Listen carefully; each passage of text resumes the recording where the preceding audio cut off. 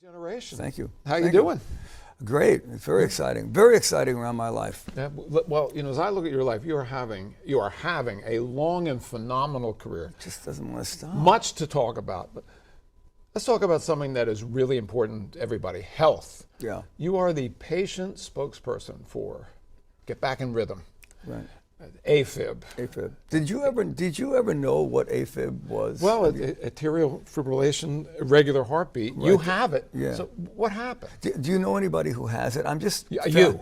Yeah, I know you. But that's it, because I've been doing interviews and a lot of press about atrial fibrillation. I can't tell you how many people say either I have it, or my father has it, or my mother has it, or I know a friend who has it.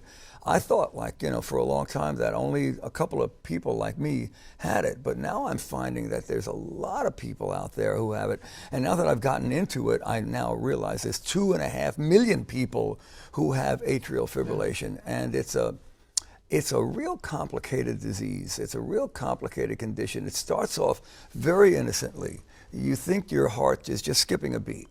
Well, which it sometimes does when you're listening to music, especially when my you're having music. a great moment. Especially my music. But Okay, not in this case. No. And so, the first time it hit me, I was driving home, and my heart skipped a beat. And I've got a wonderfully exciting life, sometimes full of stress, sometimes full of excitement. And I thought, and then it kept beating and beating, and it wasn't like jogging, not like fast. Yeah, it wasn't just elevated. It was like out of control. It was out of rhythm. It must have been terrifying. Terrifying. Yeah. And I thought, where can this go? And it went even worse. I mean, it felt like there was like a flounder flopping around in my chest. Jeez. So, and then it kind of went away, and I thought, that's kind of strange.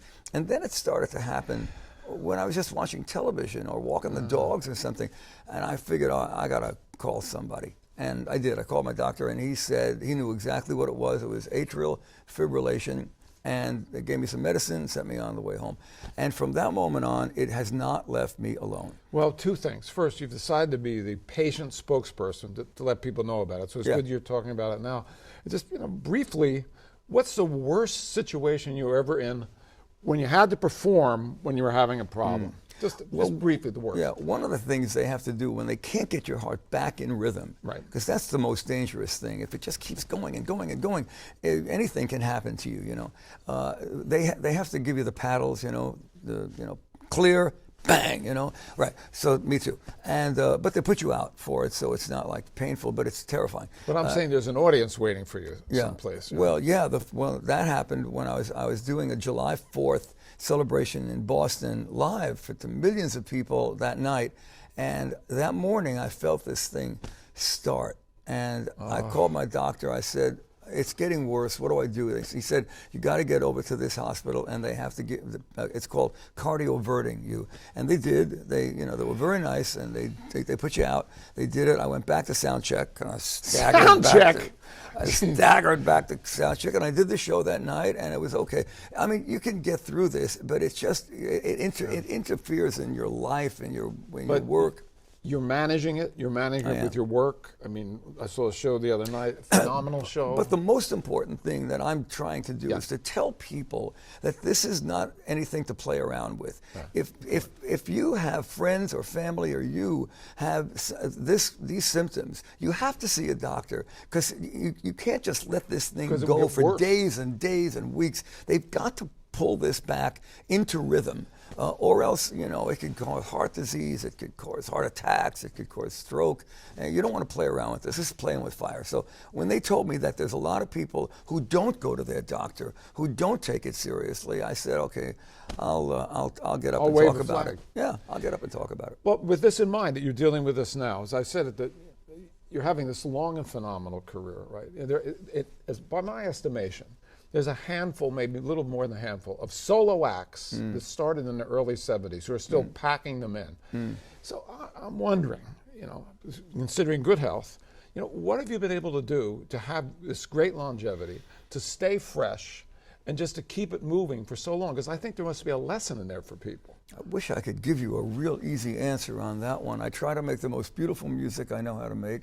I try to tell the truth. I try to be a gentleman. I don't like to get to wind up on the cover of these rags. I try to make my fans and my band and my family proud of what I do. But most of all, I am passionate about the work I do. Work. What is your work ethic? Let's say work ethic. What rules do you set for yourself so that you hit? Here's the point. Everybody who has a job goes to work. They want to basically do a good job. So what are the rules that you have that you set for yourself that enable you to hit that mark night after night after night? I want to make the audience feel. Feel. Yeah. I want to make them feel something. I want to make them feel, well, first of all, most of all, I want to make them feel good. I want to make them feel better when they leave than when they came in. Because I know that there are people in my audiences who have a lot of trouble. And I got 90 minutes to make them forget it. And that's one of my goals for my concerts. And the same thing with my music. I just want to make people feel. What are some of the things that you hear from your fans that are most gratifying to you, Barry? The most beautiful things. You would not believe. Example. Oh, marriages, children. Last night, this beautiful girl came back and thanked me because of I Made It Through the Rain, for changing jobs and becoming a writer. And she would never have done it, she said, giving me credit. I mean, it's really not me. It was her. It's her bravery to do that. But something in I Made It Through the Rain must have given her a little kick. And she stopped doing what she was doing and did something that she loved to do, and she couldn't be happier. Those are the kind of things that are just great. Hugely gratifying. Another thing, if you look at fame, you've had fame. In fact, you just most recent CD, 15 yes, minutes. Thank you. Yeah. You've had fame for a long period of time. And you've packed them in Vegas. You can look up, see people. You need binoculars to see them, and vice versa. Can you assess what the effect of the adulation has been on you? In the beginning, it threw me. It did throw me. How did it throw you? I didn't like it. Well, you know, I'm a musician at heart. And what happened to me is I became a celebrity, and I really didn't like that at all, because that's not who I am. It's not what I am. And I suddenly became, photographable and headlines and People magazine. It's just really not my thing. But I accepted it because I was able to make music, and it seemed that I was making music that people were really loving. So sure.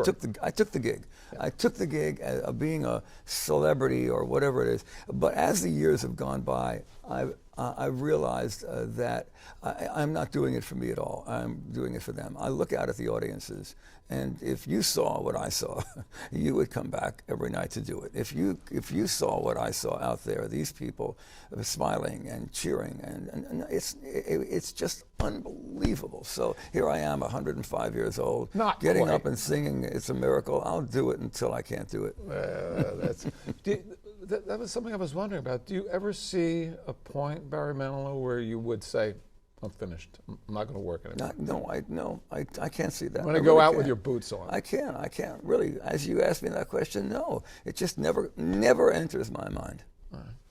Now, how about this? If we look at this great span of Barry Manilow's career from the early days, very successful in advertising, Clio Awards, with Bette Midler, breaking into show business, the early hits, and then the producing, the concerts around the world, the tours, all this. God, I'm tired just hearing this. But here, what would you say would be the best period of your life? You had Juilliard training, all the scope in New York, the best period of your life? Right now. Oh, really? Right. More than now. that first hit? More than? No, the first hit, of course it was exciting, but it was very confusing. It was very confusing. I didn't know how to handle this popularity or fame. And like I say, I really didn't start off wanting to sing or front a band. I was very happy working for Bette in the background, doing her arranging, all the other girls and boys that I did, making records and arranging and conducting for them. And I was very happy back there. When I was thrown into the spotlight, I wouldn't point to that and say that was my favorite time. Maybe that might have been your point of view, but that wasn't my point of view. No. Now is the best time for me. Being totally in the moment. I think people would be interested in this. I don't know if you'll find it to be an interesting question. If you weren't a musician, do you have any sense of what path you might have taken in life? I can't imagine not. Yeah. I mean, it's in my blood. I can't imagine. But I wrote a book. I wrote my little semi-autobiographical book. Adventures, Sweet Life. You Adventures on the Road to. You go. You've done your homework. Yeah, Adventures on the Road to Paradise, and I must have been 20 years ago, and I loved it. I loved writing. I just lost myself. Of course, I was writing about myself, so I was on such an ego trip. Yeah. But maybe I could have actually been a writer, like novels or something like that. I really loved doing it.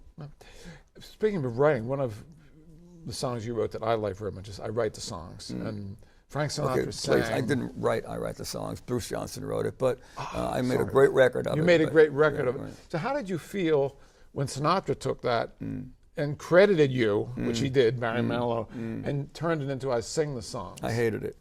You really? Why? Well, because he didn't get it. It's not about a singer or a writer. It's about the spirit of music, and he made everybody got confused even more. I mean, because I had kept going with I said to Clive when he handed me the thing, if I sing "I Write the Songs," they're going to think that I wrote every song in the book, which is stupid. But it's about the spirit of music coming through somebody. I've been alive forever, for goodness sake. So but everybody thought I was singing about myself, and it didn't seem to bother anybody. And when Sinatra did it, and he did a beautiful job on it, by the way. He recorded it. But he sang, "I sing the songs that make the whole world sing." Made it a different thing. Everybody. And you're sitting there saying, "I don't want this." Please, it's not about that. But it's Frank Sinatra. He did a great job. A couple of major music icons have. Frank Sinatra in the '70s said, "Barry Manilow, he's next." Well, that was important. Yeah. Because the critics were tearing me apart. Why were they tearing you apart? I don't know. I don't know. I never quite figured that out. But they were trying to annihilate me, and they were torturing me. And when he said he's next, it really was so meaningful to me. Somebody like him giving me an okay sign. It was very, very important. And how about tell the Dylan story? Dylan too. Dylan. I hope I wasn't dreaming this, but we were at a party, and he was there, and a whole bunch of other very famous people there. And he came over and he said, "Keep doing what you're doing, man. You inspire all of us." And maybe he was, seeing what I was going through too, right. Because it was those days again, and that was really sweet, really great, very important. Well, let's kind of come back to where we started. I asked many of your fans who were going to the show the other night, give me a question for Barry. And several of them wanted to know, how does he keep in shape? Well, it's easier for me than other people because I don't like to eat. I know it's silly, right? But I don't like to eat, so I don't have to fight getting fat. So I'm always a skinny guy, and I probably always will be. I try to work out 3 times a week. When I do eat, I try to eat healthy food. And I think that this working on stage the way I do, running around night after night after night, and look at me, I'm so full of energy. I think it keeps me young. This is the first time I've ever seen you sitting still. You're right. Well, it looks like we made it. Barry Manilow, thank great. you very much for You're great. being with us on My Generation. Thanks.